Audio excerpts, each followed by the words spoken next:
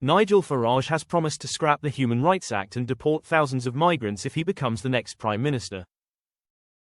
The Reform UK leader instead wants to bring in the British Bill of Rights, which would only apply to British citizens and those with the legal right to live in the UK.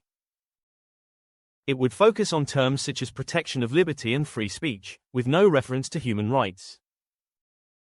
This would also mean the country leaving the European Convention on Human Rights, ECHR, and other international agreements.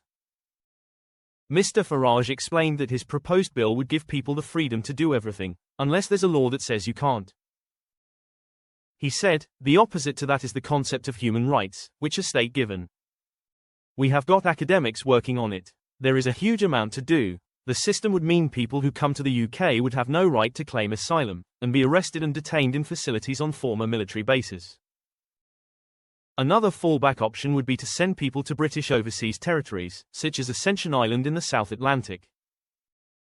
Britain would also have deals with the countries where most asylum seekers are coming from, and third countries to send people if they cannot return home. Mr. Farage described it as a carrot-and-stick approach that would give people 6 months to self-deport via an app. There would be a £2,500 payout from the government for doing so, as well as covering the cost of their flight. Reform claimed this would cost £10 billion but ultimately save the government money. This comes after Sir Keir Starmer was urged to suspend the EHCR to allow for the deportation of migrants. Former Labour Education Secretary Lord Blunkett said the move would facilitate the deportation of thousands of rejected asylum seekers currently in hotels. He urged ministers to consider the radical approach, pointing to Germany as an example of where it has worked previously.